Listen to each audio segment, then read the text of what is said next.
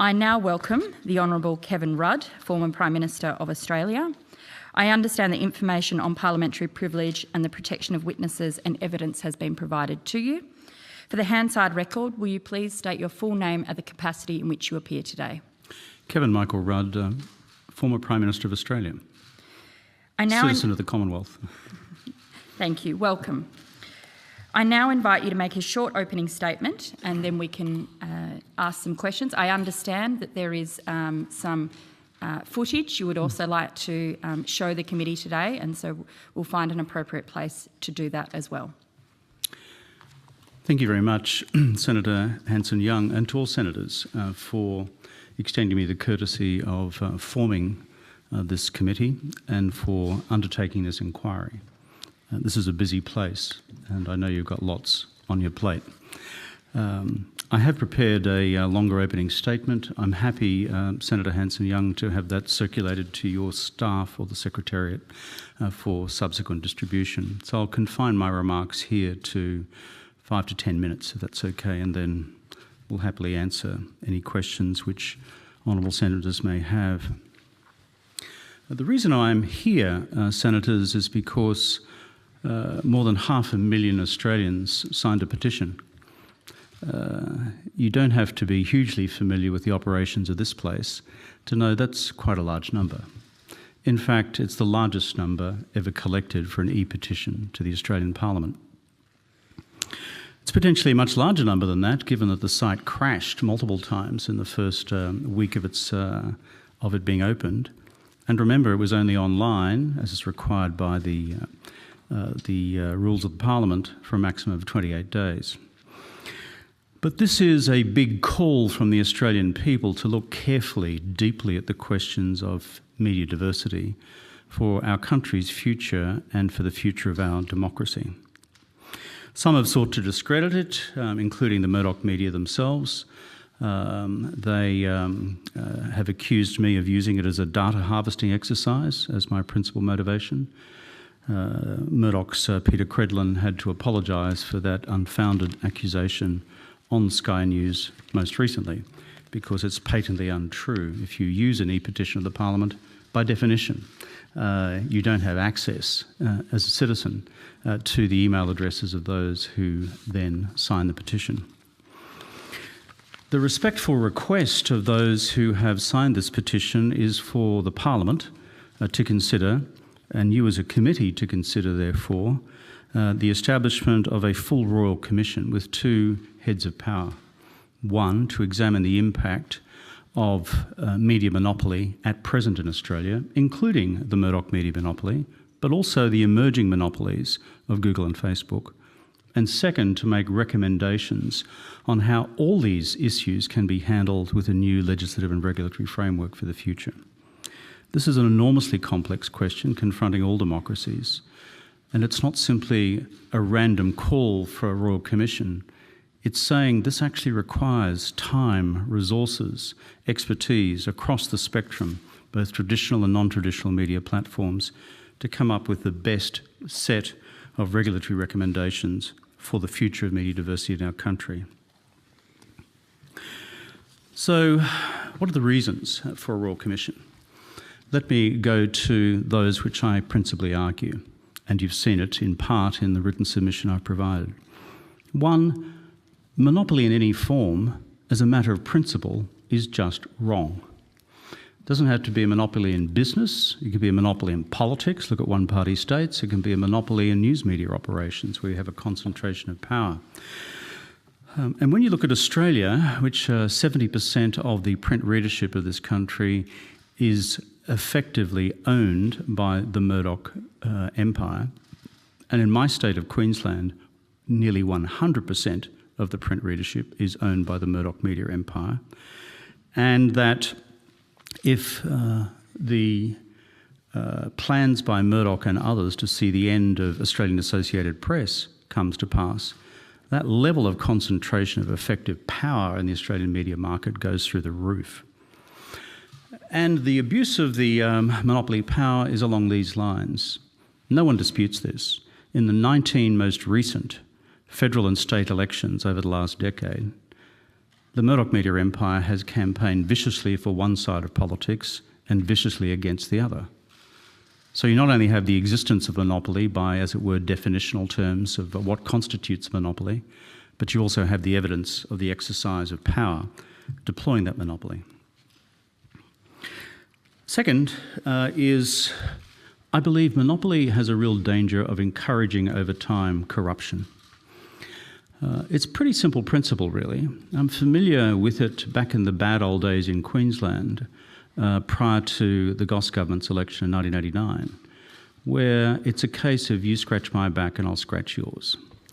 And the net impact of that is that you find that corruption scandals can be buried, relegated, dismissed, or simply not investigated because it's not convenient for the political party of preference with whom a preferential relationship is held with the media monopoly. The external evidence of Australia becoming more corrupt nationally is in Transparency International's rankings. When I left office in 2013, we ranked at number 7 in the world in terms of the least corrupt jurisdictions. Virtually every year we've slid back a notch. We're now at 11. And I worry about that because this is about the national government, not what our historical concern has been about with local authorities and state governments and their role in, let's call it, property-related transactions. Third reason, media monopolies also destroy alternative media voices. I'm old enough and ugly enough to remember when there used to be another paper in Brisbane. It was called the Brisbane Telegraph. Murdoch bought that back in the late 80s. Under a solemn promise that it would be preserved, perhaps under a different title, they rechristened it the Brisbane Sun. And this paper, which had been around for 100 years, was unceremoniously killed about 5 years later, gone, leaving the Brisbane Courier Mail as the effective monopoly paper in town. And we've seen that pattern elsewhere. We've seen it most recently and spectacularly with Australian provincial newspapers. The decision by the ACCC to allow Murdoch to buy APN in 1617 meant you had in Queensland this 100% near monopoly emerging.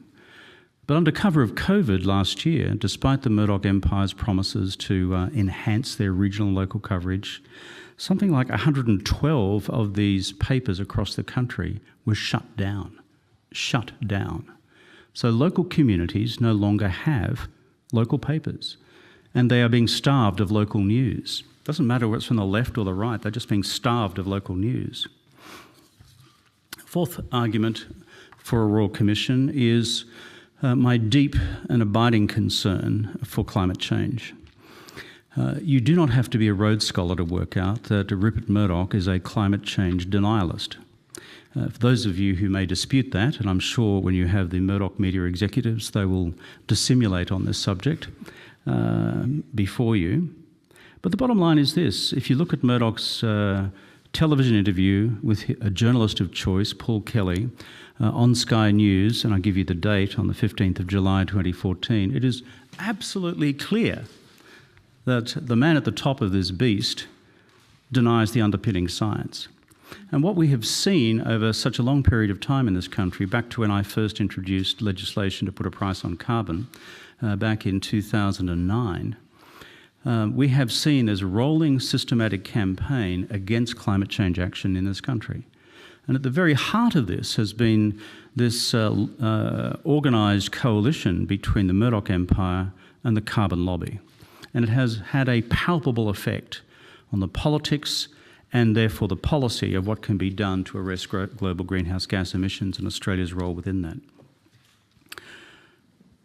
Reason number 5 for our request for a Royal Commission is I'm worried about the impact of this monopoly over time on the encouragement of political extremism of the far right.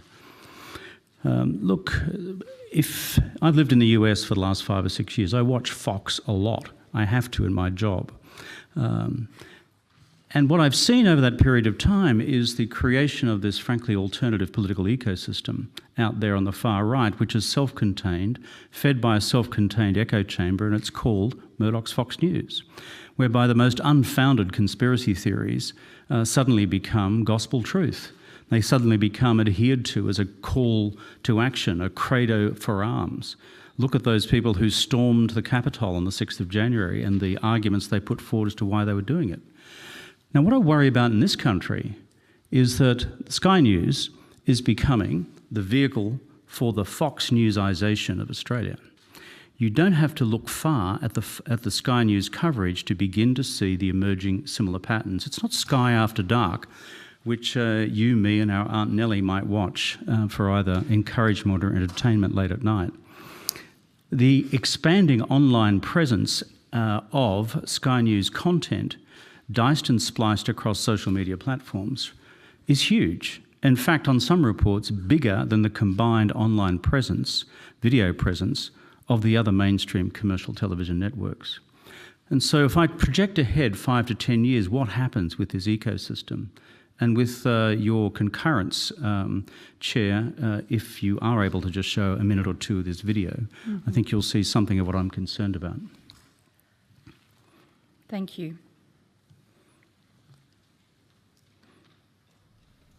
We don't seem to have sound. No, we have. These guys are very serious about this is a coup by the globalist elite. It's happening in your country, it's happening in my country, we've seen it's happened in America. These guys are very serious about their plan, which ultimately is to reduce us to the status of serfs, which of course elites have done throughout the ages. I mean, the Western democracy is actually a relatively uncommon phenomenon. The freedoms we enjoy, we're reverting in a way to the historic norm, where a tiny elite controlled the people and crushed them, crushed their spirit. Yeah. And the World Economic Forum produced a video in 2016 in which this starry-eyed young person said, "Welcome to 2030. I own nothing, I have no privacy, and life has never been better." Well, it doesn't sound like a better life to me. It sounds horrible, where we don't own any property. No, well, that's right. Who does own the property? They've made this point, haven't they? This great reset. There'll be no money, no private property, no democracy. Some big outfit will take over all our debt. All our debt. We'll have no debt, whatever, your credit cards, your bank loans, all that sort of stuff. But in return, you'll have no money, no private property, no democracy. Every key decision and what you do for a living, how much stuff you consume, as you've said, will be decided by a remote, unaccountable elite. This is not conspiracy. This is what these people are saying. We are mad if we don't take heed, and we have to resist. It's unfortunate. I think we've all enjoyed decades of peace, but this is our World War III. It's just not the World War we expected. It's not a fighting war. It doesn't involve guns and rockets and things. It does involve taking control of our freedoms and grabbing them back from the people who are stealing them from us. Good on you. Great to talk to you. We'll talk again. There, Senator, if you wish. Well, the Great Reset is going to be... That's one of a number of such presentations on Sky News, of course, through the archdeacon of hard-right conservatism in this country, Alan Jones, but paid for by Murdoch. So my concern is, where does this land over time? Because I've seen the ecosystem unfold in the United States. I'll quickly conclude, Senator, given the time available. Reason number 6 for such a Royal Commission is I'm concerned that the Digital Media Bargaining Code does not address the fundamentals of the existing media monopoly in this country, which is Murdoch. In fact, the actions taken entrench the powers of the existing Murdoch media monopoly, whatever the merits or demerits may be of the regime which is being proposed for both Google and Facebook. And then finally, what I'm concerned about is the simple stewardship of taxpayer dollars. Why is it that we have an arrangement whereby the Australian taxpayer now pays the Murdoch media empire $40 million to broadcast women's sport and alternative sport? Why is the ABC further required to pay the Murdoch media empire money for the broadcast of women's soccer on top of that $40 million deal? I become really concerned about that as a basic question of stewardship of the taxpayer dollar. So to conclude, Senator, those are 6 or 7 reasons why I think 500,000 Australians decided to put their name in extraordinary numbers to this petition, because they know that something is crook. They actually know something is rotten and bad here. And they want us as the Parliament, or should I say you as the Parliament, no longer me, to act on these questions. I conclude with this. The truth is, and probably the uncomfortable truth in this building, is that everyone's frightened of Murdoch. They really are. There's a culture of fear across the country. And the fear is rationally based. They've seen many cases of individual political leaders and others who have had their characters assassinated through a systematic campaign by the Murdoch media. In other words, what the Murdoch mob are after is compliant politicians who won't rock the boat. In fact, even better if they provide them with taxpayer dollars to assist them on the way through. But for the rest of us, the unspoken word about the Murdoch media empire in this country and in this building, where I have spent many years of my life, is it's not in your personal political interests ever to go after Rupert Murdoch or Lachlan Murdoch, because they'll get you. And therefore, if we in 2021 have to deal with such a culture of fear in this building and across the nation, where the Murdoch media monopoly is the monopoly which dare not speak its name. We can't mention the M word because we know it invites retribution. That's just dead wrong for any democracy. And that's why I think having a properly empowered, independent Royal Commission to examine all these challenges of monopoly, both traditional and non-traditional, and make recommendations for our country's future is the right way to go. I thank you, Senators. Thank you. Mr Rudd, you've detailed a list of reasons why you believe a Royal Commission is important. Obviously, some of those, and hopefully most of those issues, we will cover throughout this inquiry. Your conclusion that politicians are afraid of the power of the Murdoch press.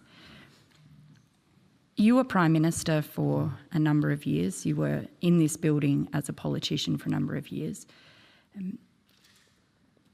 When did you stop being afraid? Well, the truth is, as Prime Minister, I was still fearful of the Murdoch media beast. That's just the truth of it. I could pretend that I wasn't, but I was. I've spoken with Malcolm Turnbull about this a lot in recent times. Malcolm, in his period as Prime Minister, was fearful of the Murdoch media beast in terms of what it could do to us as political leaders in our own country. Because of their capacity to not just determine the national agenda and conversation on a given day and a given week, fully deploying their heavy artillery of 70% of print ownership to do so, but then to go after you individually if in any way you rock the boat in terms of their core monopolistic interests, or the ideological projects which they are so wedded to, which is minimal tax, minimal regulation, and climate change science is a bunch of bunkum in their worldview. So when did I stop being fearful? Probably when I walked out of the building in 2013. But I've got to say, since I've begun this campaign in recent years, a lot of people come up to me on the streets of Brisbane and say, hey, good on you, Kev, for what you're doing on this question. Glad it's you, not me, because they'd come after me and wreck my business, quote unquote. This is what punters say to you, because they know what it's like. So this is not just a concern for we political elites in this building or those of us who have been here. It's actually felt more palpably across the country, and it's neither a problem exclusively of the Labor Party or the Green Party. It's a problem for all parties. You describe in your submission the ways of which this fear and this monopoly corrodes democracy. I'd like to talk about that a bit more. Do you believe that the Murdoch empire is a cancer on democracy? I've used this term a lot, and I mean it. Because what a cancer does is it incrementally eats away at the political fabric, like a cancer does to your body unless excised or treated. And so how do I see this unfolding, this cancer? Two particular ways. It is remarkable, given the level of concentration of Murdoch media ownership, that they could sit here and justify before you how for 19 straight elections over the last 10 years, state and federal, they could viciously campaign for one side of politics and viciously against the other. I've read this morning again the Code of Conduct for Journalists, the Media, Arts and Entertainment Alliance. I've looked at the guidelines for the Australian Press Council. They're all about balanced and fair reporting. None of that. I mean, when you see, here is a classic unbiased Murdoch front page of the Queensland state election. You don't deserve to win. That's not about me, it's about Anastasia Palaszczuk. I mean, they did that to me as well when I was Prime Minister in 2013. And so that's one. But the second is evidenced in this as well. It is the conflation of news reporting with editorial opinion.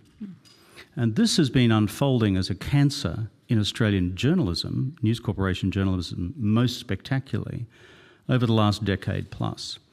You see, no one denies that Murdoch is a hard-right, ideological conservative. He owns a bunch of newspapers, and in the editorial and on the opinion page, he can articulate his own, in my view, curious view of the world. But on the news pages, the obligation under the various codes of conduct for the Press Council and for individual journalists is to produce fair and balanced reporting of the facts. So where I really worry about the cancer setting in, Senator Hanson-Young, is this, is that this conflation of news reporting with opinion to produce headlines like this, which we now take in this country as being virtually normal, ultimately corrodes the notion of factual analysis in itself. And we're on a slippery slope to where the Trumpian alternative universe landed us all, a land of facts and alternative facts, and that there is no such thing as the objective truth anymore. And where does that take you? It makes the wacky world of conspiracy politics that much easier to, in fact, achieve its grounding in the base of Australian politics. I'd like to ask you about the influence of monopoly. You've talked about how the Murdoch press has taken over other newspapers, taken out their competition, shut them down, concentrated what is available. Rupert Murdoch obviously is a very rich man. It seems to me at the moment we have two big billionaires controlling things, especially when it comes to this promotion of the conspiracies, the irrational, the dismissing of science. Rupert Murdoch, Mark Zuckerberg. You mentioned, where this goes, the online dissemination of these opinions as facts. Is this a situation of two big billionaires controlling news and reframing what facts as citizens we deserve to be able to have access to? It is, and it has a cumulative effect over time, Senator. Again, as I've observed in the United States, look at the impact of, let's call it the Fox Newsization of American politics over the course of 20, 30 years. The grand old party, the Republican Party, the party of Lincoln, has now become something quite different. It was hijacked initially, let's call it, by Newt Gingrich's hard right contract with America, and that was in the 90s. Then it was hijacked by the Tea Party, which was taking it further to the right. Then the whole lot was hijacked by the Trumpian Party, the Trump Party, which still by and large controls the Republican Party. And then this blurry line emerges between that absolute political extreme of the Republican Party now in the United States and the world of conspiracy theory politics, and Breitbart and the rest of them, and QAnon and the rest of those folks. So, Senator, my concern about where this drifts to over time is it has a cumulative effect of pushing the politics of that country, that great democracy, the United States, a country for whom I have the deepest affection. It pushes the polity so far to the hard right that it almost renders the country ungovernable, even with the Republicans in power, let alone if you've got a Democrat administration in power. So my fear for our country, Australia, is if we allow this just to unfold, cookie cutter like, take the Fox model, apply it to Fox News, and then generate all this content across the country, think ahead 10 years.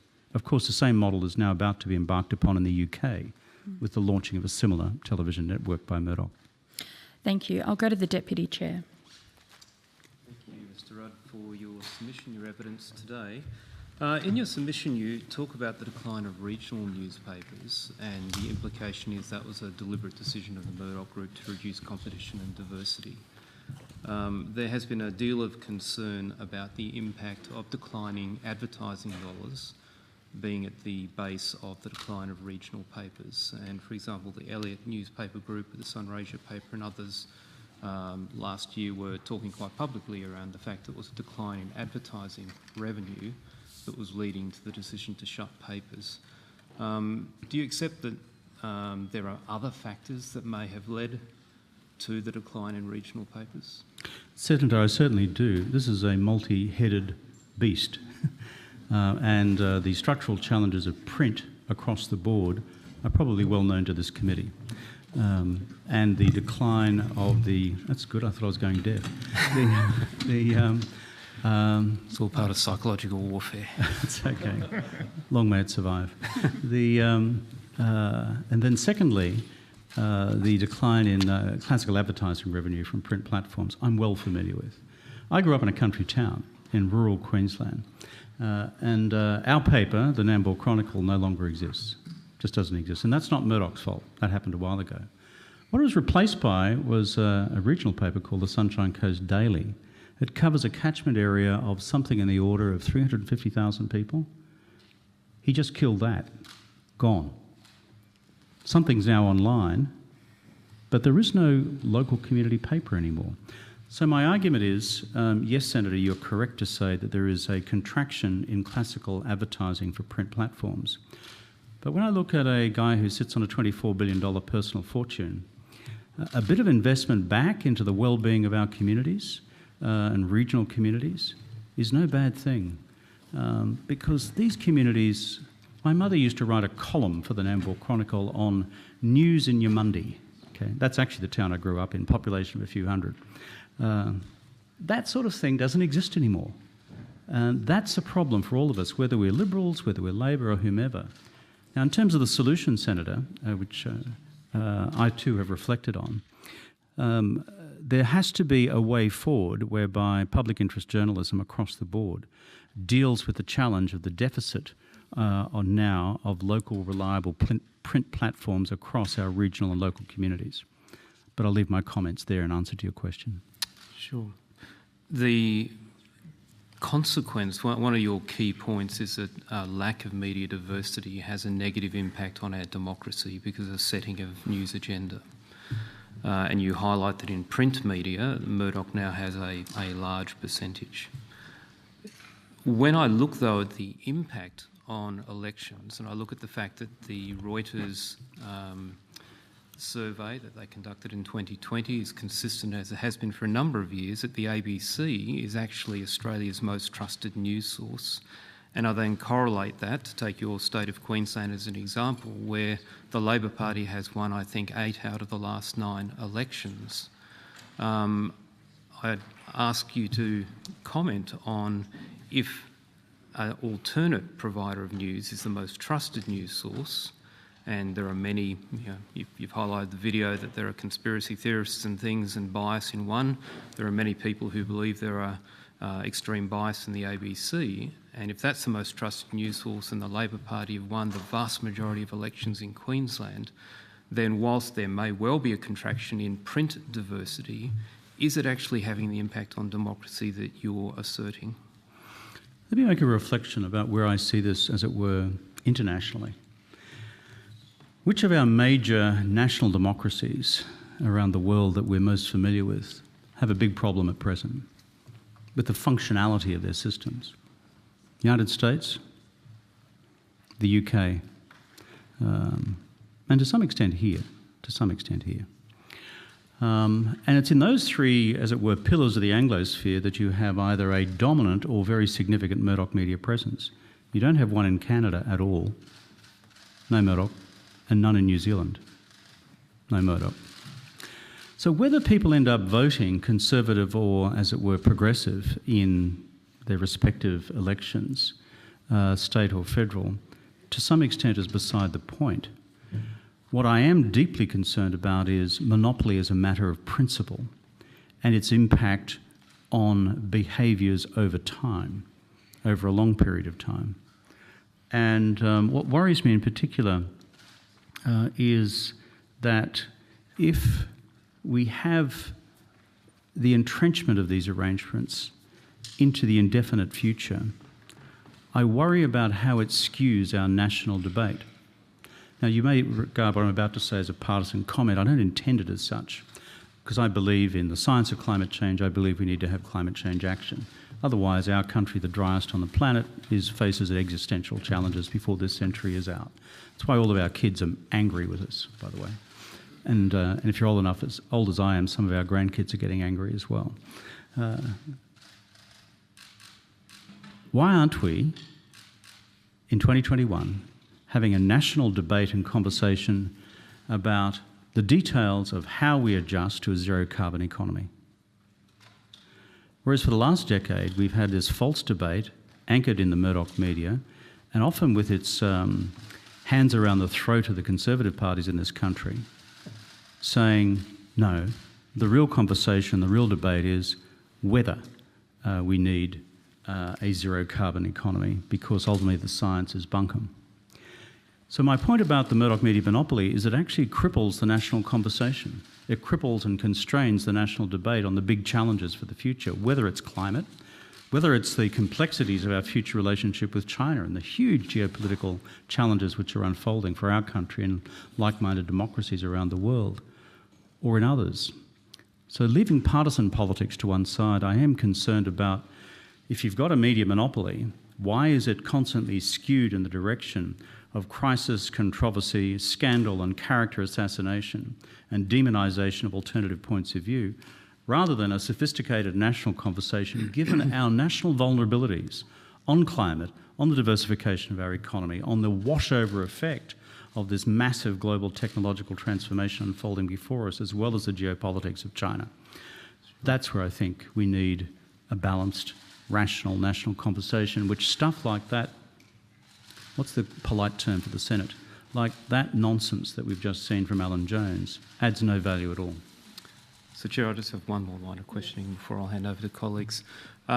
Just one comment on that. I had a phone call this week from a News Corp journalist about nuclear power in Australia and its contribution to a potential path to 2050. So I'd argue that this week has indicated that there are actually attempts to have a balanced discussion about alternative views as to how we actually achieve and adapt to move towards a 2050 target of carbon neutrality.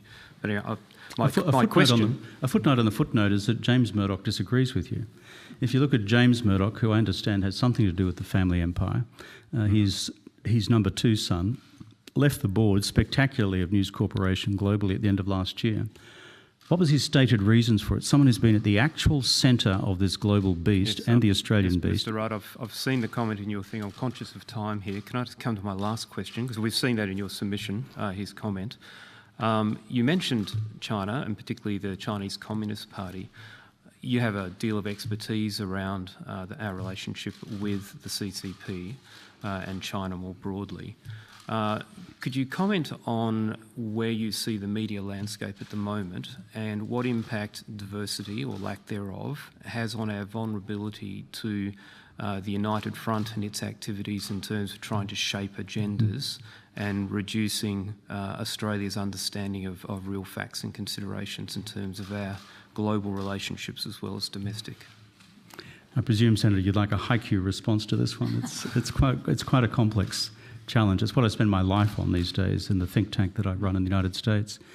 By the way, James Murdoch did say that climate change has been treated as has been treated as an instrument of disinformation by the Murdoch beast globally, one of his reasons for leaving. China, as you rightly say, is complex for all democracies, particularly those of them in this region. And sometimes here we think we're Robinson Crusoe. We're not. I've got many friends in the Canadian Parliament, the Canadian government, going through exactly the same challenges that we are, with greater or lesser degrees of intensity given the year and the season. And so too with other democracies in Europe as well, particularly the middle to smaller democracies, less so with France, Germany and the United Kingdom, but with the United Kingdom from time to time as well. So my overall view is we have a collective challenge in dealing with a Chinese one-party state which does not share our concept of universal human rights, including freedom. That is the existential reality we all face, whether we're parties of the centre-left or the centre-right.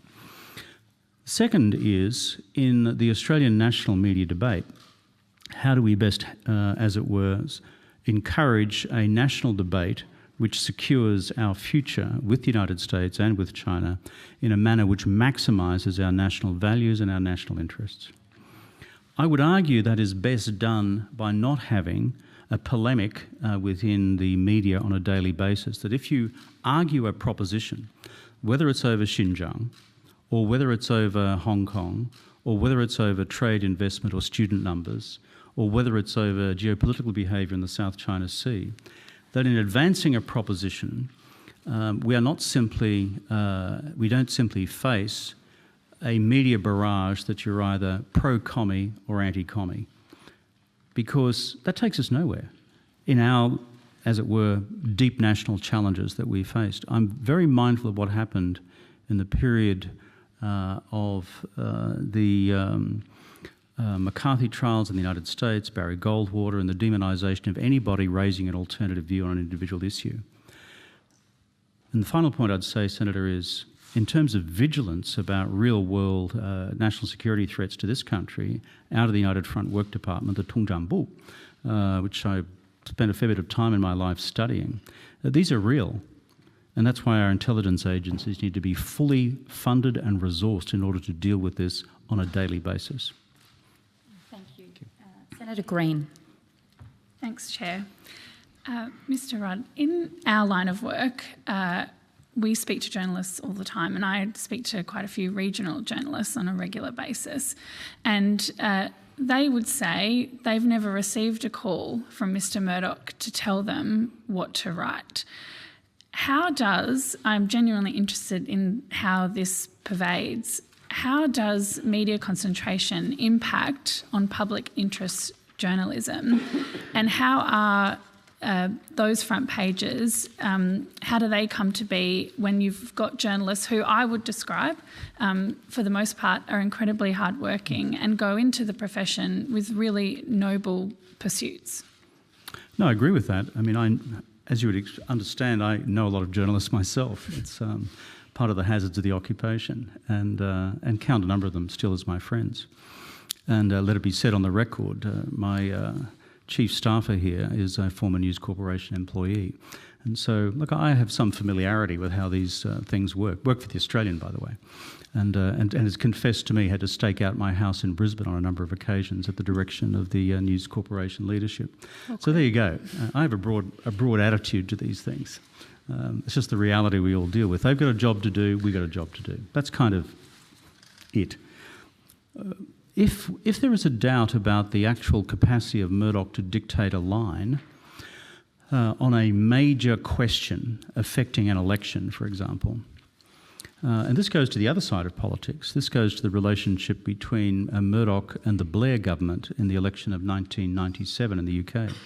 Go to the BBC investigative three-part piece recently done on how Murdoch dictated the line to editors personally about how that campaign was to be run. And not through hearsay. This was the direct account of an editor having been so directed. So on local journalists, can I just say this? Look, most local journalists just do their job when there is no politics alive in a particular issue. Come election time, however, there will often be pressures brought to bear. And you will find, for example, in the last Queensland election, that a number of Queensland provincial and local and regional papers took a very hard line on questions which favoured one side of politics rather than the other. So there are multiple ways in which this is done, but we should not be under any illusion that it is not done. If you had here Boris Whitaker, who runs Sky News, if you had here Chris Daw, the editor of The Australian, if you had here Ben English, the editor of the Daily Telegraph, and asked them these questions: have you ever had conversations with News Corporation management about which way we are going on a particular issue or a particular person? Let me tell you, they would be doing a disservice to the requirements for transparency in this committee were they to deny that is the case. Thank you. I just wanted to ask you some questions about media literacy, because that's a big part of the submission that you make, and also the ACCC Digital Platforms Inquiry in 2019 made some recommendations about media literacy. I remember when I was in school learning about Frontline and learning about media literacy through programs like that. Do you think the government's done enough to support media literacy? What more can they do? And should trusted platforms like the ABC be involved in media literacy in schools? Well, given the conspiracy theorists will be disappointed if I don't mention the ABC in my presentation here, let me mention the ABC because it has been around for a very long time, since the 30s. And is the bulwark of public interest journalism in this country, and has been across multiple changes in government across many decades. Secondly, my argument, for example, to keep everybody honest, including the ABC itself, is the ABC should be given funding to ensure that Media Watch, for example, becomes a much bigger program each week, or maybe even twice a week, covering the question of fairness and balance in each newspaper's news reporting. As I said, there's a difference between news reporting and its accuracy, as opposed to the carrying of editorial opinion. I think programs like Media Watch are worth their weight in gold because they do bring about heightened awareness of problems with media coverage and the overall problems of, as it were, the absence of diversity. But the pressures, I think, brought to bear on the ABC vis-a-vis the contraction in its budget and the period since 2013, the figures I've read is the ABC's budget has been reduced by some $783 million over that period of time. Well, frankly, they've got to make resourcing decisions. Therefore, preserving, insulating the ABC budget in the future so that it can do this sort of thing in pursuit of the public interest and public interest journalism, I think is a very wise way to go, Senator. Thanks. I've just got one more question, and then other Labor senators obviously will have some questions for you. I just wanted to ask you about small and independent publishers. What responsibility do you think the government has to support small and independent publishers, and how would that help with media concentration and media diversity? Well, I think partly in response to the question from Senator Fawcett, I indicated that I do believe that there is a structural problem in, let's call it, print media across the country. You don't have to be a Rhodes Scholar to reach that conclusion. It's there, it's out there, and titles were closing before the sweeping closures which occurred last year under cover of COVID by Murdoch of this 112 titles across the country. So therefore, if we're having this debate about the Digital Media Access Code, is an alternative model, and I'm not explicitly advocating it in this forum because that's the powers which should be given to a Royal Commission, because these are highly complex questions. Could you look at a way in which the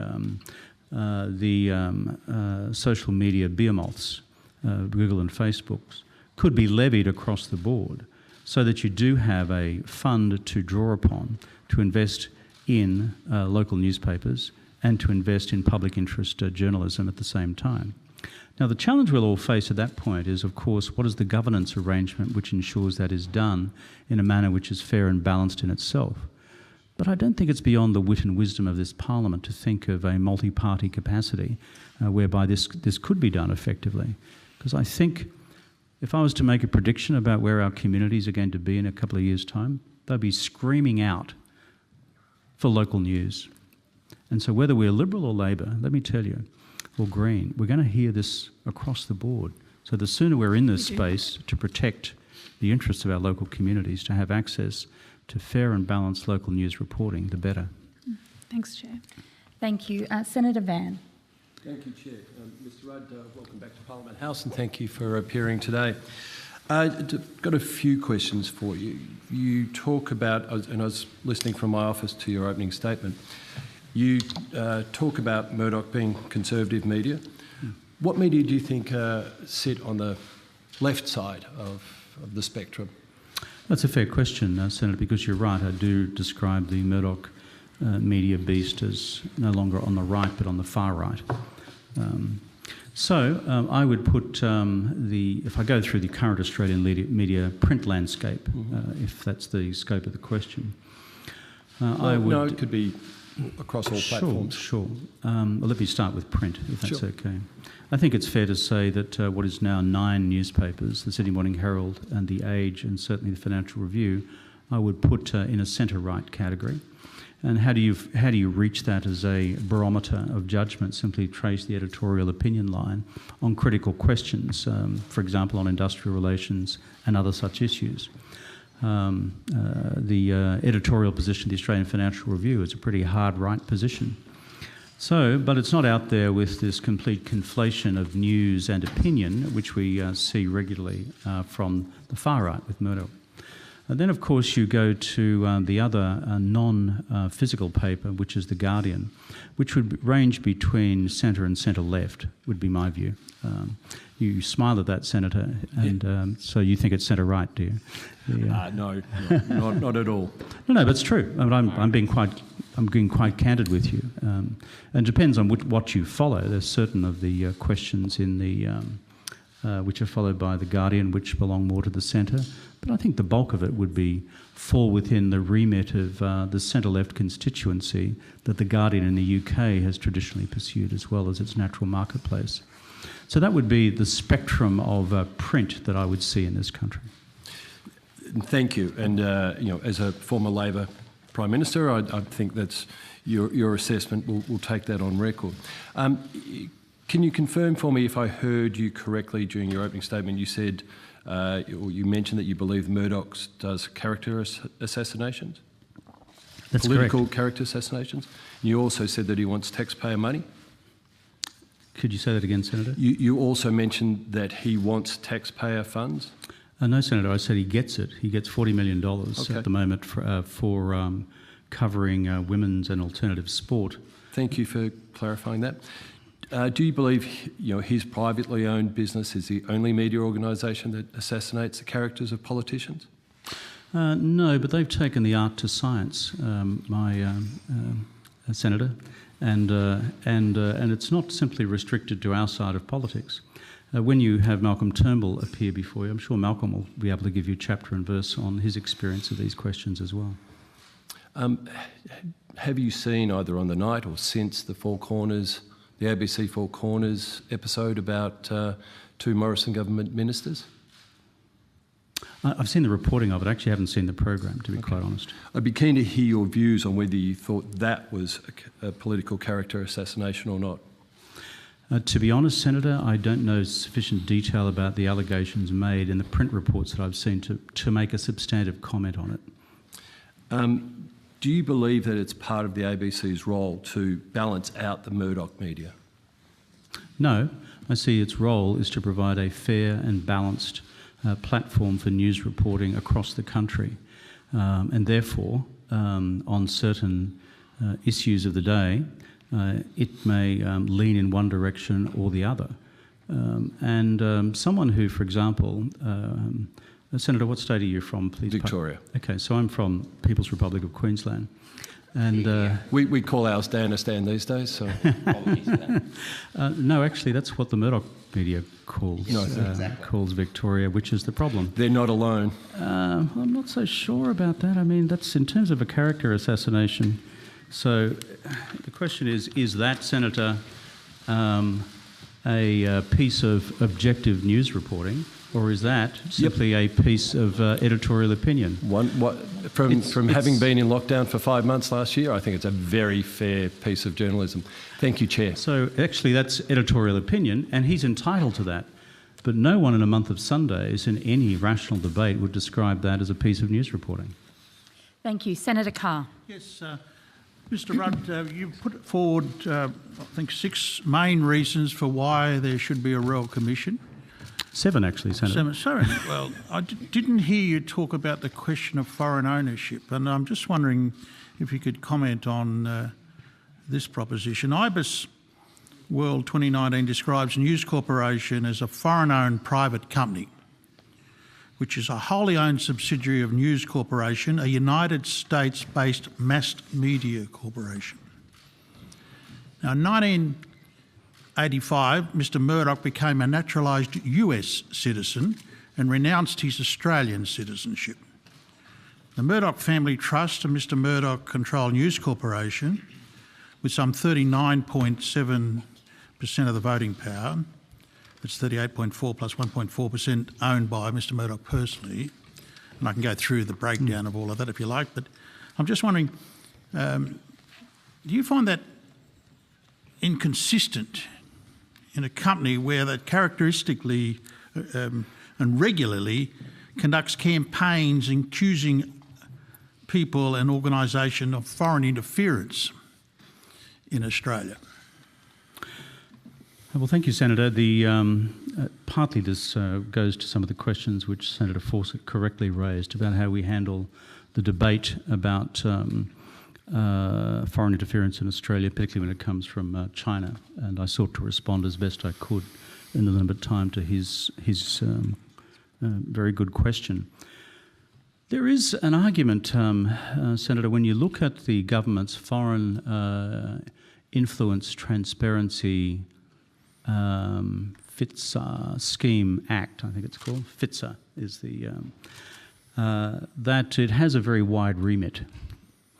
So wide, in fact, that out of abundance of caution and after probably more than a year's discussions between my own lawyers and the Department of the Attorney General, we decided that I should register such things as my interviews with the BBC because it's a foreign-owned media corporation. And the New Zealand Public Radio and other such entities, of course, as well as Chinese media outlets as well. But the reason I use those as examples is that it's a very broad beast. Last night I addressed the Committee of the European Parliament on dealing with their relations with China on how to manage their challenges into the future on the proposed new comprehensive agreement on investment, which has just been negotiated between Brussels and Beijing. I'll have to register that as well, because they're foreigners, and I'm dealing with foreign entities, and I'm a former cabinet minister.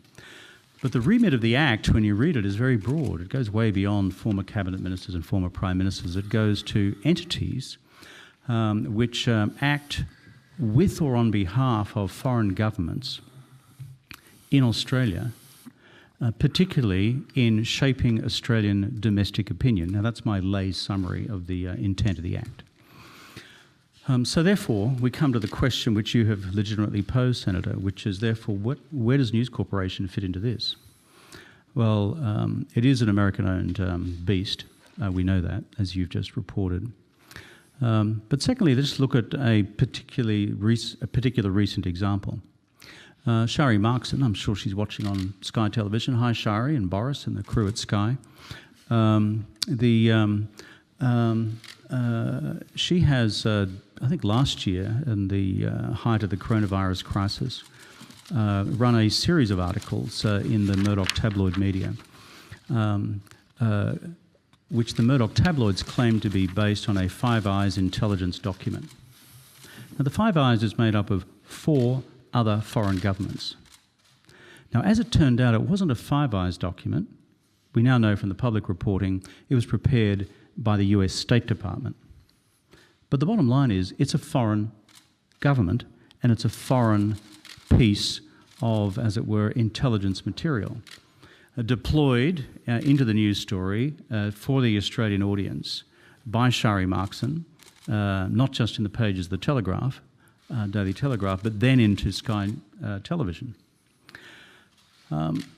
Now, what is arguable here is whether, in fact, that is acting on behalf of a foreign power. Even though the Americans are our trusted ally, and there's no one more robust on the US alliance on our side of politics, Senator, than yours truly. But under the terms of the Fitzer Act, are these actions by Sharri Markson using briefing material which has arguably come to her through the US Embassy here from the United States State Department put into the Australian media to influence Australian opinion about the People's Republic of China, is that therefore a registrable act? Now, if you read the Fitzer legislation, there is no media exclusion clause. None. So everyone is subject to this. Like I am subject to it in reverse when I go and chat to the folks on the BBC and BBC World Service. It's a registrable act, okay? And I seek to do that. So I sought an opinion from Brett Walker QC on this question, and I have sent that to the Department of the Attorney General for their reflection.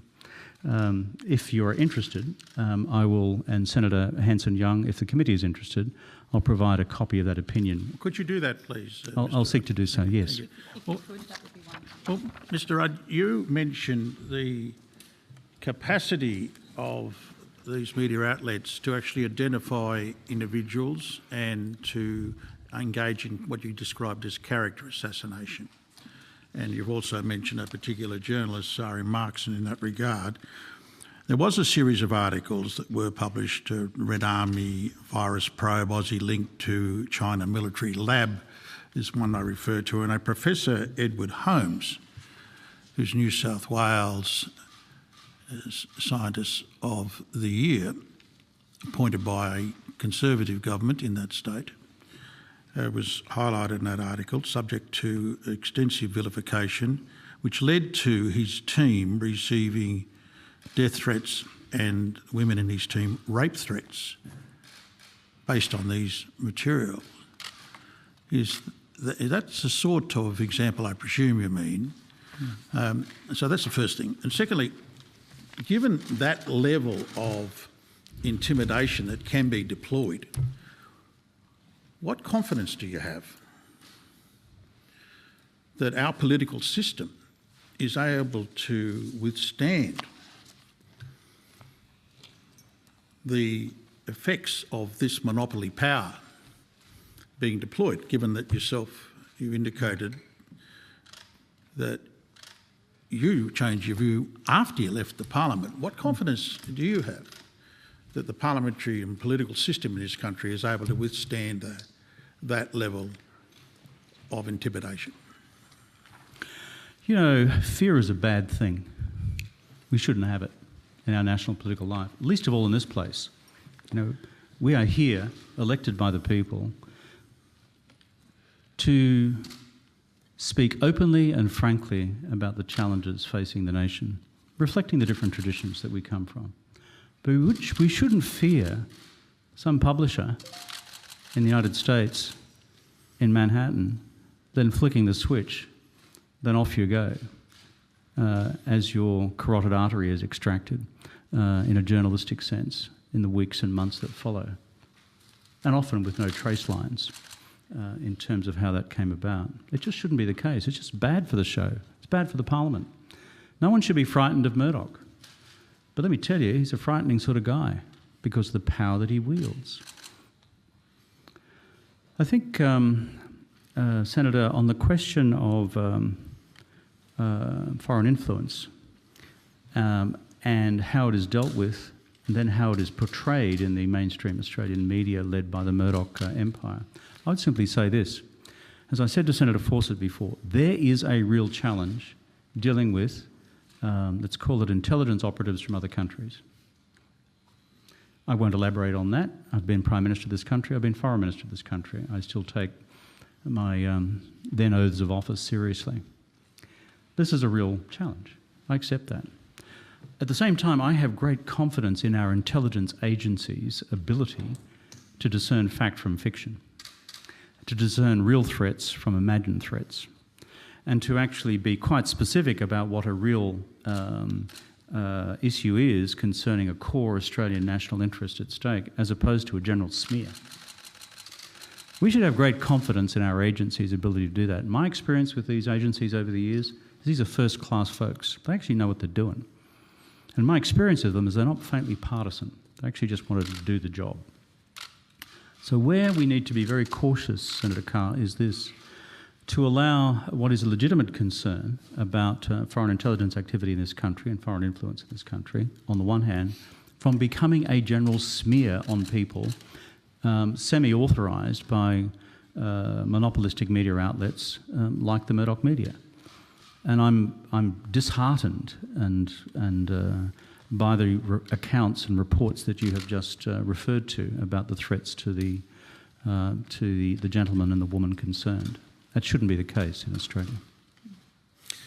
Well, just one final point. The submissions we've received suggest that the question of ownership is not the significant matter. It's the level of diversity of opinion within organisations that's important. So the Institute of Public Affairs, for instance, will argue this case. The media companies, of course, will argue this case. What do you say to that proposition? Well, the IPA wouldn't complain too much because they currently basically have the Murdoch media as their broadsheet and from time to time their tabloid. So the IPA's worldview is well reflected in the pages of those papers. I actually think media ownership matters, Senator. Do you know for a fact, and very few people in this country seem to be aware of this, we have the single highest concentration of media ownership in print in this country of any other advanced democracy in the world. Yet somehow we think that this is normal. It ain't.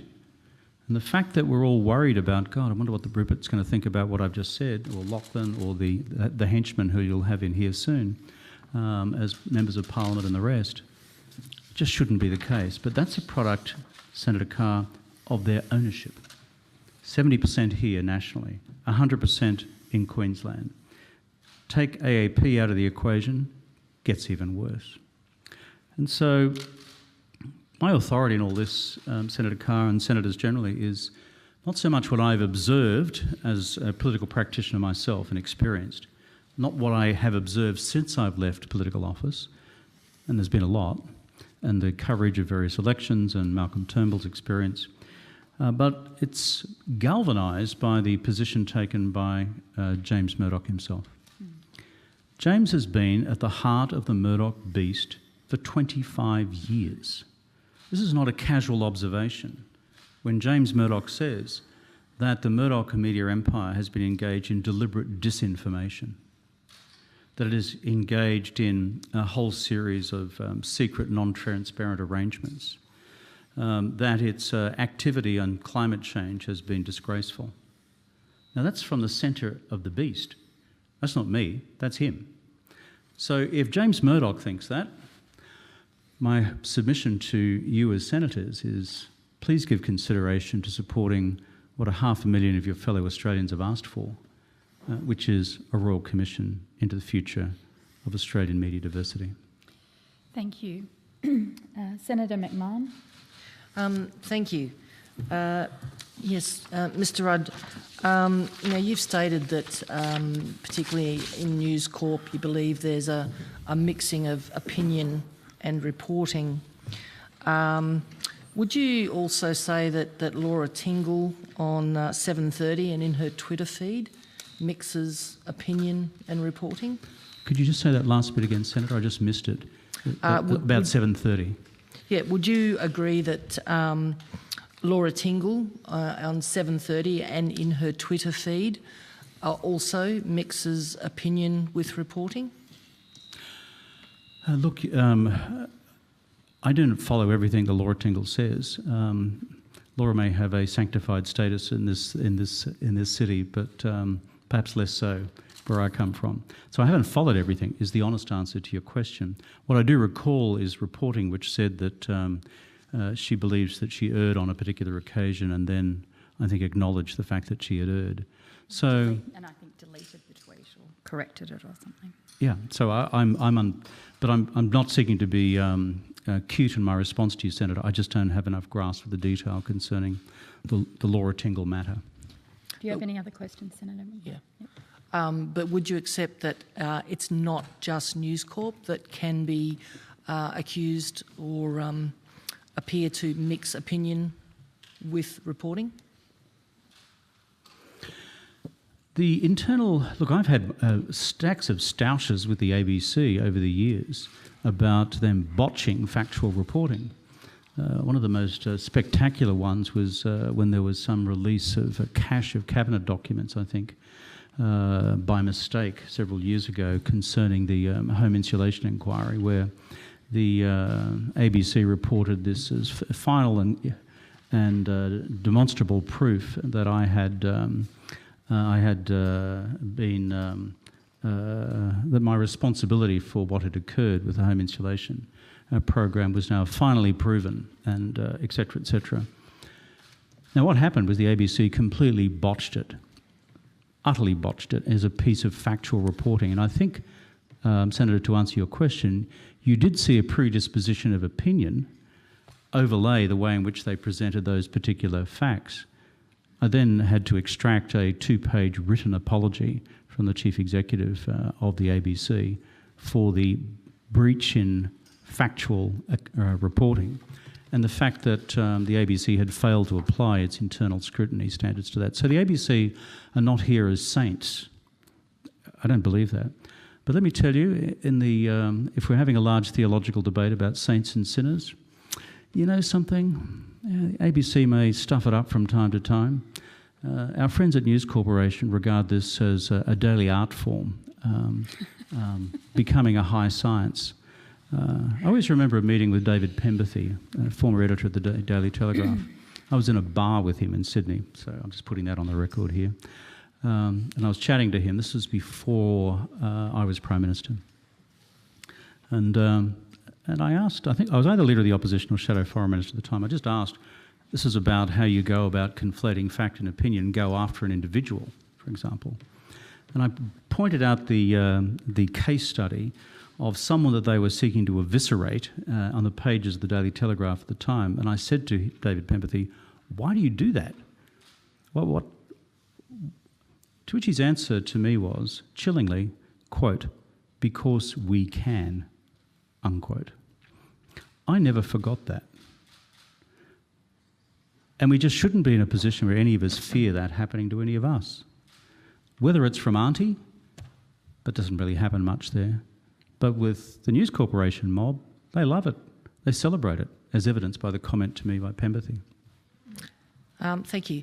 Do you think it's acceptable for a government to have a blanket exclusion on the only small and independent publisher in the region from receiving government media releases and attending press events? Now, what are you referring to there, Senator? Am I missing something? Would you think it's acceptable for a particular government to exclude the only small and independent publisher in the region from receiving any of their media releases or attending? I'm just any unfamiliar press with the detail underpinning the question. Is this a hypothetical, Senator McMahon? I think you just need to... Just make it concrete for me and I'll try and reflect on it. I've told you before... Is there a particular case that you're referring to? Yes, this is a case with the Northern Territory government, who has done exactly that, a blanket exclusion on an independent publisher. And who's the independent publisher, Senator? It's a publication called the NT Independent. Right. Mr. Rudd, if obviously you can answer the question, but if you want to take it on notice because you don't understand the facts, I think that'll be wiser for me. Yep. I've always enjoyed the Territory News, Senator. It's my favourite crock paper in the world. Even in New York, I subscribe to the Territory News, and I always look for my crock story of the day or the week. Yes, but indeed. the Northern Territory Independent, I'm sorry, is something not on my daily readership list. Okay. Would you be surprised to know that a Murdoch-owned paper wrote an editorial directing the electorate to vote a particular way? This is often used in the Murdoch classic defence, which I think is always cute, that there'll be a nationwide pogrom against, for example, the Labor Party in a given election, a national election. And then you'll find occasional carve-outs here and there in terms of state or territory elections which may be going in a different way. So it wouldn't surprise me if what you're referring to, though again I don't follow the Territory News' editorial line, I'm much more interested in their crocs, and about what they've done in various previous territory elections. To be honest, Senator, while I have a huge affection for the Northern Territory, I'm glad we've preserved, by the way, 2 House of Representatives seats for the Territory. It's a vast tract, it's a wonderful part of Australia and deserves the best representation it can have in Canberra. Look, on the question of the impact of territory politics on the mainstream of the rest of Australian politics, it's not a big factor. So I think that's just the reality. But the details of what you refer to, I just don't have at hand, and I'm happy to come back to you and take that on notice, if that's okay, Senator Hanson-Young. That is. Yep. Thank you. Senator Faruqi. Thanks, Chair. Good morning, Mr. Rudd. Within your submission to the inquiry, you say that for those of us concerned about the cumulative impact of Fox News in America on the radicalization of US politics, the same template is being followed with Sky News in Australia. And we will see its full impact in a decade's time. I'm conscious that you started talking about that, but I'd like you to particularly tell us some of the most dangerous impacts that you see playing out in the next decade. Like the rest of you, I think, I was shocked to the core by the events of 6 January in Washington. And I have many friends in the American Congress who were terrified, physically terrified, Republicans and Democrats, by the way, by the events of that day. And so there's been a huge amount of national soul-searching in the United States about how did it come to this, whereby Trump and Giuliani could deliver a passion-filled speech in front of the White House to an angry mob, B, charge them to march on the Capitol, and C, for them to then take the law in their own hands and demand violence, and in some cases the deaths of leading American congressmen, including the Vice President of the United States as well. Now, this is no ordinary event in our democracies. This is a really big thing that's happened. So the traceback for me is, how the hell did it get to that? And that's what Americans are wrestling with, and is there anything we can do in the future to avoid it? The standard refrain from those who marched on the Capitol is that I did so because my president told me to. He's my commander-in-chief. And all the wingnuts from QAnon and the rest were out there doing what they thought was their patriotic duty, responding to their commander-in-chief and his request for action. And I would encourage you, Senator, to read the full text of President Trump's speech that day. It's quite a frightening read. But how do they know about what he said? 2 sources. One, the President's Twitter feed. 2, Fox News. And if you look at the Fox News coverage of the events leading up to the 6th of January and subsequent to that, Murdoch's Fox News were into this up to their necks. They didn't know what was actually going to happen on Capitol Hill, but in terms of legitimising through their extraordinary platform the argument that the election was stolen, if we had half an hour, I'd show you one program after another on Fox News which advanced that 100% unadulterated lie. But that's what infuriated the mob, and that's why they then erected a gallows outside the Capitol building, and why they tried to lynch or sought to kill leading American politicians. So, applied to Australia, we would say could never happen here. And right now, you're absolutely right, it wouldn't happen now. But if we asked the question 10 years ago in the United States, could this have ever happened in the United States? The answers would have been equally dismissive. It is the trend line over time, and the core ingredient of it, in my view, Senator, is this. As soon as you challenge the proposition that news should constitute facts fairly and objectively reported, and where necessary anchored in scientific observation and evidence, As soon as we depart from that principle, which has kind of been the implied underpinning principles for most of our democracies and most of our mature medias, at least since the age of the Enlightenment at the end of the 18th century, as soon as you start to corrode that, then the wingnuts take over, bit by bit. Now, I'm worried that QAnon, for example, has a presence in this country. I'm really worried about that. But it's not just one conspiracy group, there are others as well. And they, because of the internet, they have massive interconnectivity with similar groups in the United States. So, Senator, I'm not concerned about today. I am concerned about a decade's time, but it's the self-contained nature of the ecosystem, plus the undermining of, let's call it, fact-based reporting in a fair, honest and evidence-based fashion. Mr. Rudd, when I joined the Senate in 2018, I made a personal decision not to seek or accept interviews on the Sky News channel. I saw the hateful rhetoric this channel was amplifying about people of colour in particular, about migrants, about Muslims, and I didn't want to have anything to do with it. And I know that in a letter to a Sky producer that you've recently published, you declined to participate in a documentary for Sky, questioning the ability of the channel to produce anything of quality. Do you think that deciding to participate in Sky News programming is something that we should consider? People who care about truth, who care about anti-racism, who care about climate change, should they really need to be interrogating this at this point in time in particular?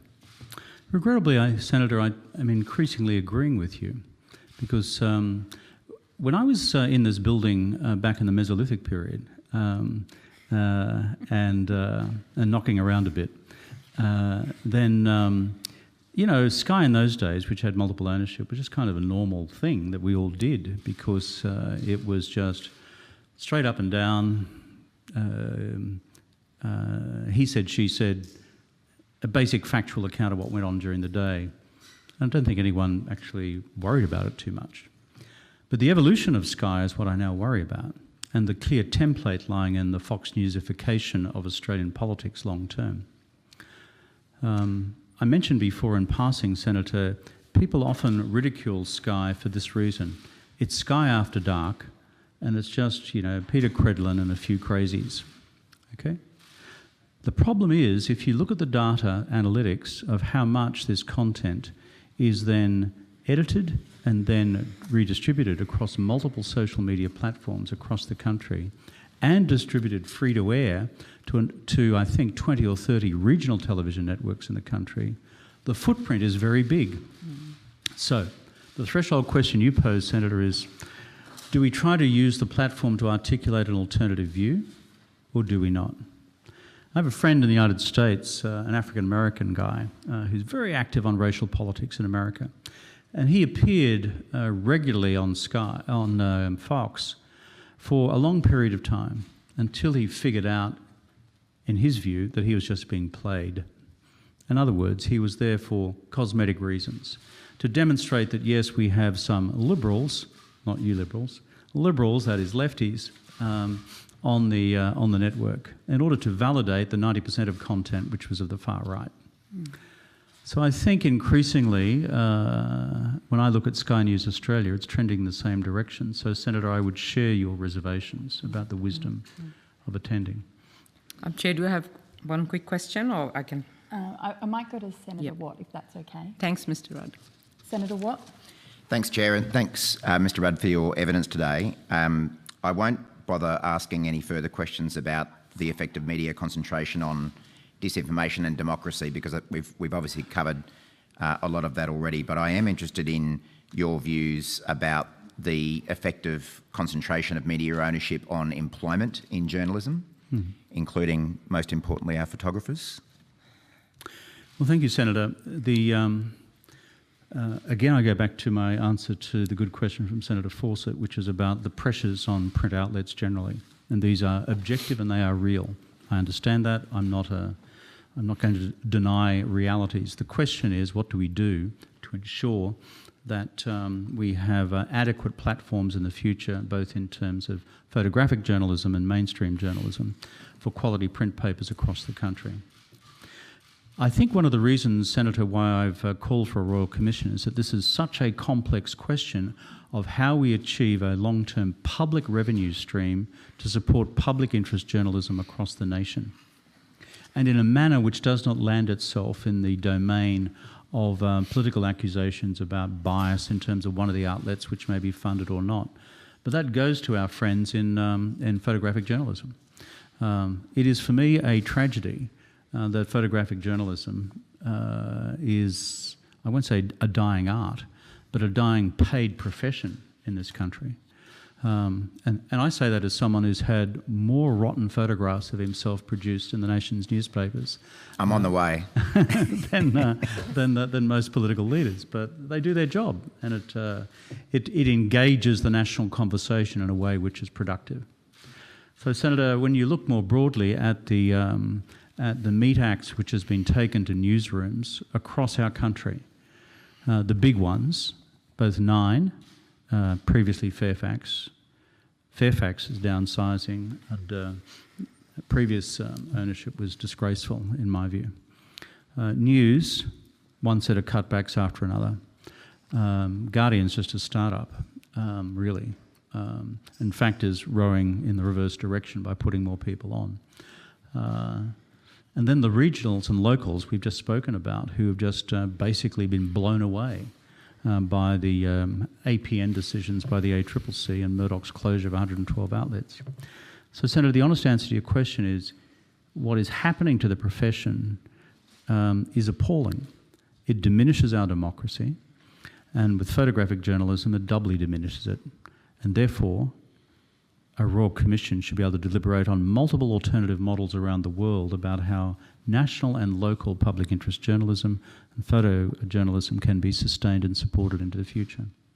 Thanks for that. You'd be familiar that there is an argument put by some, an alternative argument to the one you're putting, which is that, in fact, due to the advent of technology, there's never been more diversity. What do you have to say to that argument? Pigs might fly, I think, is what I'd say in response to that, Senator. And the reason I say that is because if you look at the impact of the Murdoch print media operation, it's a bit like this. Print seeks to determine and drive the national news agenda on a given day. The electronics go to radio, bounce their stories each day, usually, not always, but usually out of what's in print. The televisions, who do not have independent journalistic resources to do their own investigative programs much, are also directly influenced by what appears in print. Senator, when you go to a regional radio station in Queensland, which I know you do a lot, and I've done it a lot over the years and around Australia, you walk in and there's the Australian and the Courier Mail sitting in front of you, and perhaps the third one, the Townsville Bulletin, also Murdoch owned, from which they then base their questions for what happens.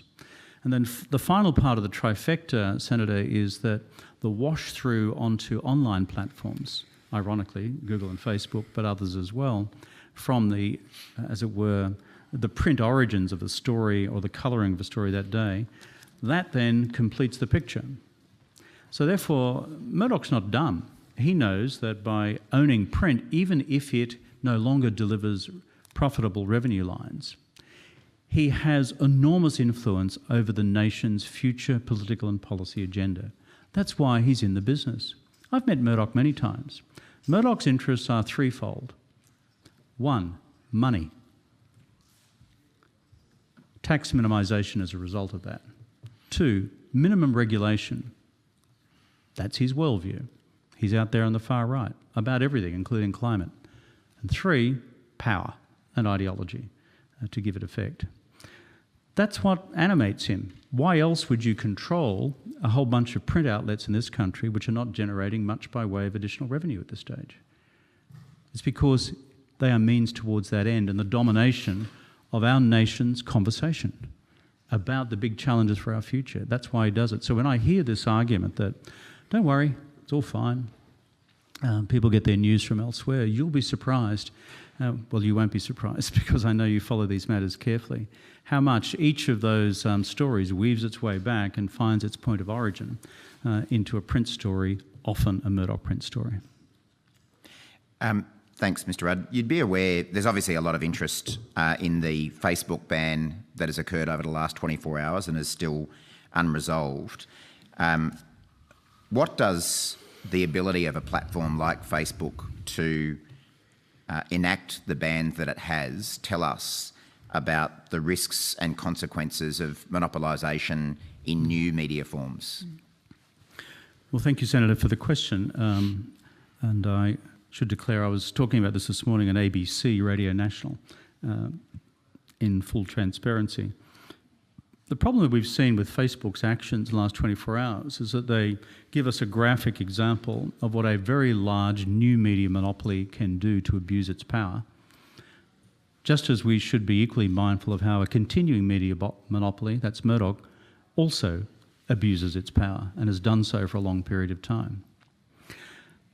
That is why I go back, Senator, to my original proposition at the outset of my remarks about why a Royal Commission is necessary, and it's along these lines. Monopoly of itself is wrong in principle, whether it's in politics, whether it's in the economy, or whether it's in the news media, of any form. I don't want Facebook determining my future. I don't want Murdoch determining my future either. The problem with the government's current response to the challenges of the digital media marketing code is that it seeks to solve one problem, leaving to one side whether it does or not, by enhancing the power of the existing monopoly. That's Murdoch. So were the actions by Facebook yesterday to close down a whole lot of sites appropriate? Of course they weren't. It's an abuse of monopoly power. But I simply would remind the committee of the daily abuses of monopoly power we're all subjected to through the 70% of print ownership which lies still in the hands of the Murdoch empire. Probably my last question is, I'm not sure how familiar you are with the recommendations that were made by the ACCC in its digital platforms inquiry. It handed down its report to government in June 2019. You might recall there's a range of recommendations from things like media reform, stable and adequate funding for the public broadcasters, direct funding, media literacy. My understanding is that the government has as yet made little progress implementing those recommendations. To the extent you're across them, can you comment on how helpful implementing those recommendations would be in achieving media diversity in the country? Thank you, Senator. I'm reasonably familiar with what the ACCC had to say, and I've also been elsewhere critical of the ACCC for its recommendations which had approved Murdoch's takeover of APN back in Australian provincial newspapers in 1617. It undermined media diversity, it didn't enhance it. And often I think in the mind of Rod Sims, because he sees all solutions lying in everyone having lots of access to multiple digital platforms, and hence the discussion we just had, which is the impact of print monopolies on what's on those digital platforms over time. But a second part of those recommendations in the 2019 report go to the future funding stream for the national broadcaster or public broadcasting. I regard this as a critical recommendation. I note for the record the undermining of federal government funding for the ABC now over 7 years. The cumulative figure, I think, is something in the order of $785 million. This government is no friend of the ABC. And so when we look to the future, a thought I've often had, and it may well be in my written submission, it's a while since I wrote it, is when we're looking at the future funding base of the national broadcaster, why don't we for the first time think about entrenching in legislation a future funding formula for the ABC so that politicians, whatever their political persuasion, can't fiddle with the de minimis funding base for the ABC for the long term. That would certainly help with the regions, where the ABC is a phenomenal presence across regional Australia, but also help with its mainstream investigative news reporting and its mainstream reporting, current affairs reporting as well. Because at present the strategy is to strangle the ABC over time. And frankly, you know, I think Bob Menzies would kind of roll in his grave when he would see what was happening to the ABC today. It's just wrong. Thank you. Senator Fawcett, you had a follow-up. Senator Hanson, am I going to get Oh, sorry, Senator Rennick. Quickly, yes. Sure. My question goes to your assertion that the Murdoch has a monopoly here in Australia. There's three types of media outlets in this country: print, media and online. The largest growing media outlet is online. The other two, both media, television and print, are both declining. What percentage of free-to-air networks do the Murdochs own in Australia? Well, the only... in terms of free-to-air television you're talking about. Free-to-air television, sorry. Well, of course they don't. That's right. So how can you say Murdoch's got a monopoly? And I'll just read out to you the 10 biggest websites, news websites on the internet. It's the ABC, the Daily Mail, 9.com, 7 News, The Guardian. None of those are Murdoch. Then we go to news.com. Then we go to Sydney Morning Herald, The Age, the Australian Community Media Network and Yahoo.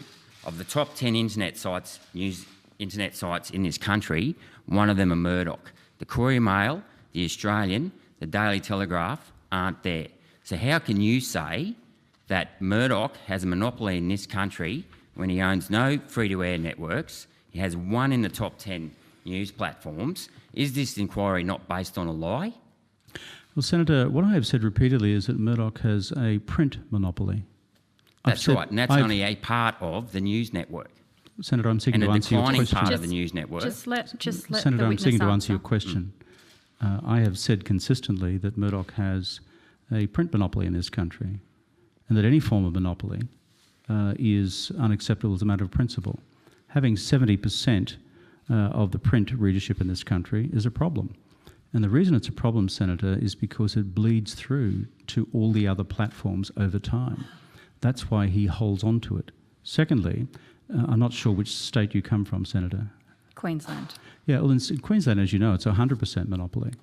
And so under those circumstances, that is doubly unacceptable because it bleeds through to the rest of the platforms over time. It doesn't have to be owned by Murdoch to bleed through to them. That's why Murdoch retains these, shall we say, old investments, because they provide a large part of the content and shape much of the debate which the country then has. Well, I dispute that. Sorry, Sarah, Senator Hanson, I haven't finished my questions. Yep. Have you ever leaked information while you were a politician about a colleague or an opinion to a News Corp journalist? Well, Senator, if we're going to enter into the debate about all of our individual relationships with journalists over the last 10 or 20 years, it would make for a good session which would probably take us a few hours. So... we can just answer the question. Simple yes or no would do. Have you? No, I haven't. Never? No. You're unique in this building. Hey? Yeah. Good for you. Yesterday. Good for you. Okay. Could you just answer the question? Sorry, I have one more question about regional Queensland, because I too am from regional Queensland. So my hometown of Chinchilla, just like your hometown of Nambour, has lost its maternity ward, which was shut down by state Labor governments, okay? But like your hometown of Nambour and my hometown of Chinchilla, they now have poker machines. Now, you made a comment earlier on about how your government, the Goss government, no longer scratch each other's backs. Your former boss, you were Chief of Staff to Wayne Goss at the time, when he brought in poker machines to the state of Queensland.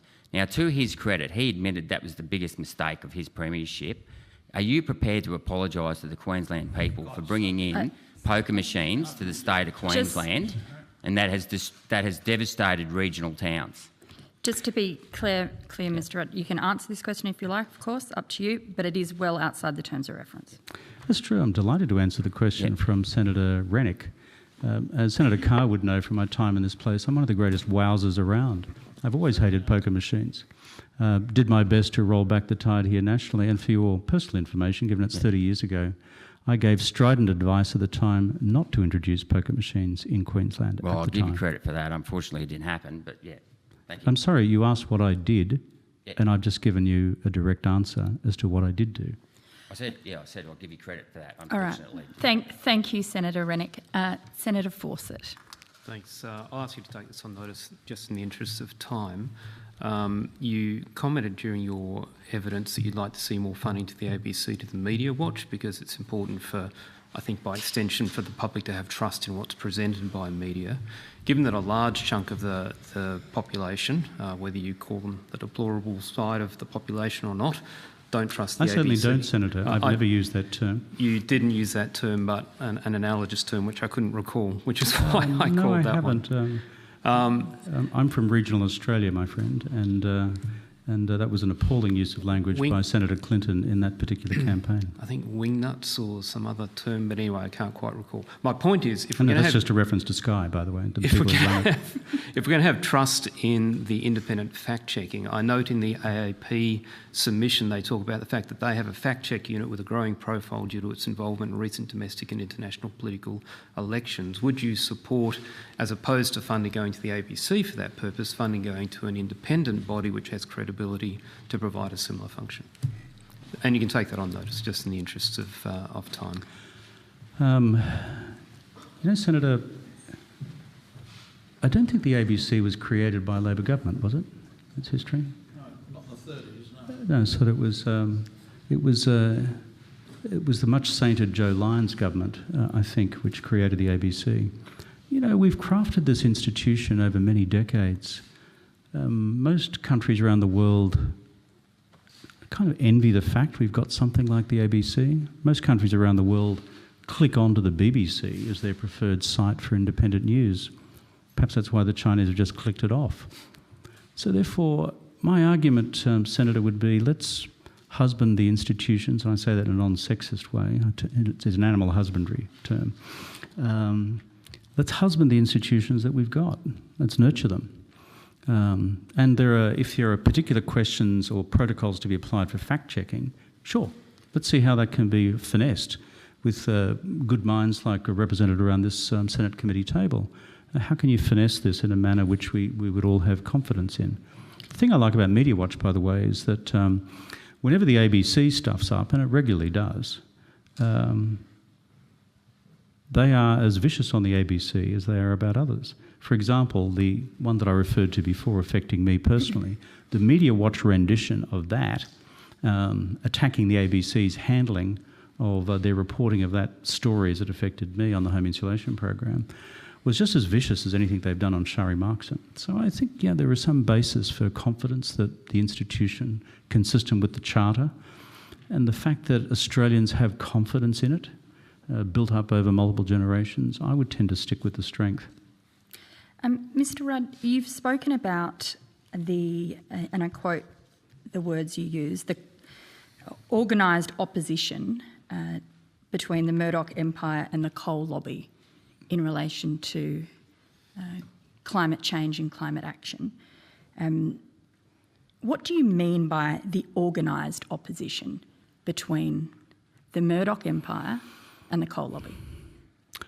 Well, Senator Hansard-Young, observing the pattern of reporting through, for example, the pages of the Australian newspaper, which is the Murdoch media masthead nationally, during the period of our several attempts to introduce a carbon price into this parliament, first the carbon pollution reduction scheme, both iterations, and then finally the carbon tax under the Gillard government, is that mysteriously, when we ever got to the conclusion of one of these eternal internal processes to try and get this legislation through, you would see, one after the other, a set of stories leaked to the Australian by major carbon companies designed to derail the political and policy process, and these were plastered routinely across the front page.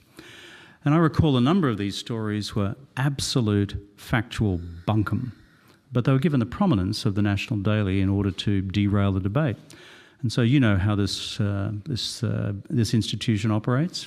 If it's plastered over the front page of the Australian, or if it's plastered over the front page of the Daily Telegraph, it's a reasonable bet that it will dominate the first half of question time in a particular day. And of course, that's what you then contend with. Only to discover in a day or two's time that in fact the story that's plastered authoritatively over the front page of the paper about an imminent mine closure as a result of an action which we hadn't even taken by that stage is in fact itself bunkum. But by that stage the caravan's moved on and the tactical political objective is achieved. So the basis for my observation is simply that, and that is through the umbilical relationship then between Mitchell and the Australian Mining Industry Council on the one hand, and people like the then editor of the Australian, Chris Mitchell, who would simply run a tag team in order to derail the carbon price project. Thank you. My final question, and then we've taken a lot of your time today, so I appreciate that. There's a lot of questions from all sides here.